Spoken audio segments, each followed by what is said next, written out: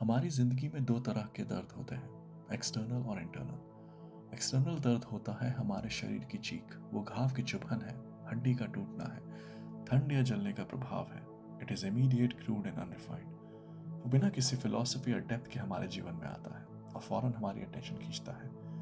लेकिन मज़े की बात यह है कि एक्सटर्नल पेन शार्प तो ज़रूर होता है, but it is often merciful, क्योंकि शरीर के घाव भर जाते हैं। शायद वो कुछ निशान ही छोड़ जाए, लेकिन अपने भरने के बाद वो हमारे दिमाग से चले जाते हैं। वहीं इंटरनल पेन इसके एकदम ऑपोजिट होता है। It is the wound that no surgeon can touch, the fracture no cast can मेंड।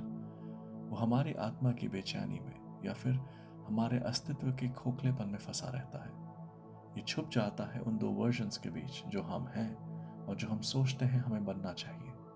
यह है गिल्ट, शर्म, अकेलापन और समय वेस्ट करने का बोझ। ये अपने आप से बिट्रेयल है। इंटरनल पेन सटल होता है, वो हमारे अंधेरों में ग्रो करता है, अक्सर बिना नोटिस हुए, और हमारे अंदर जड़ बना लेता है। शरीर की चोट की तरह ये कभी गायब नहीं होता, अक्सर शायद जीवन भर साथ रहता है। खैर, मुझे लगता है दो चेन ऑफ थॉट्स हैं जो इंटरनल पेन को सरवाइव करने या शायद उसे रिकवर करने में हेल्प कर सकते हैं। पहला चेन ऑफ थॉट थोड़ा डायनेमिक है, एक्शन से भरा, जो अक्सर हमें मूवीज और कहानियों में दिखता है। उसके हिसाब से इंटरनल पेन के लिए सिर्फ दो रिस्पॉन्स है, एस्केप या फिर एंड्योर। ज़्यादातर लोग चूज करते हैं एस्केप। वो एंटरटेनमेंट, पावर, ड्रग्स या रिलेशनशिप्स के पीछे भागते रहते हैं ताकि अपने दर्द के साथ अकेले ना बैठना पड़े। पर कुछ लोग एंड्योर करते हैं। वो उस दर्द को अपने अंदर एक नया शेप लेने देते हैं। वो उस दर्द को बिना झिझक के सहते हैं, हर पल उसमें डूबते जाते हैं, और अंत में वो अपने एक नए विजन या फिर एक नए वर्जन के साथ निकलते हैं। पेन उनका टीचर, उनका मैप, उनका रास्ता बन जाता है। To follow this chain of thought is to sharpen yourself at the crucible of your pain. ये एक कठिन रास्ता है क्योंकि ये सेल्फ को तोड़ता है ताकि एक नया सच्चा सेल्फ इमर्ज कर पाए। To resist it is to remain weak, corrupt and half alive. To accept it is to be reforged into something that cannot be bent. ये रास्ता कोई कंफर्ट ऑफर नहीं करता।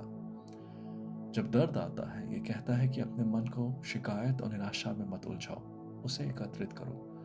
अपनी पूरी अवेयरनेस को सफरिंग की आंख पे फोकस करो जब तक वो फ्यूल ना बन जाए। ये कहता है, let heart break become discipline, let fear become vigilance, let grief become vision. लेकिन क्यों? क्या ये चेन ऑफ थॉट सही है? इससे आगे बढ़ते हैं। दूसरी चेन ऑफ थॉट स्टार्ट होती है पहले जैसी, लेकिन जहां पहली चेन हमसे कहती थी एंड्योर करो, वहां ये कहती है कि पेन को एम्ब्रेस करो। See your pain as a blessing in disguise. ये कहती है कि सफरिंग एक्सीडेंटल नहीं है, बल्कि डिजाइन का एक हिस्सा है, क्योंकि सफरिंग के बिना इंसान कभी इनवर्ट टर्न नहीं करेगा। प्लेजर हमें हमेशा बाहर फिक्स रखता है। सिर्फ दर्द के पास ये शक्ति है कि वो दुनिया के हिप्नोसिस को तोड़ के हमें अपने आप तक खींच लाए। ये बात करेजियस है। ये हमसे नहीं कहता कि फाइट करो और दर्द को एक वेपन बनाओ। ये कहता है कि पेन के साथ शांति से बैठो, उसे बोलने दो। इसके लिए चाहिए स्थिरता। इस स्थिरता या फिर स्टिलनेस में रेस्टलेस दिमाग अपने ही पैटर्न्स रिवील करता है। पुराने घाव बार बार दिखते हैं, और अगर हम बिना जजमेंट के देख पाए तो हमें मालूम पड़ेगा दर्द हमारा दुश्मन नहीं है, वो एक टीचर है। ट्रांसफॉर्मेशन ना तो दर्द से लड़कर आता है, ना ही उससे डिनाई करके। यह आता है समझने से। जब हम अपने इंटरनल पेन को अपने ग्रोथ का पार्ट एक्सेप्ट करेंगे, वो डिसॉल्व करना स्टार्ट कर देगा। उसकी हम पे पकड़ कमजोर हो जाएगी, क्योंकि रेजिस्टेंस ही उसका फ्यूल है। जब रेजिस्टेंस गिरता है, एक्सेप्टेंस खुल के आता है, और उस एक्सेप्टेंस से हमें शांति मिलती है।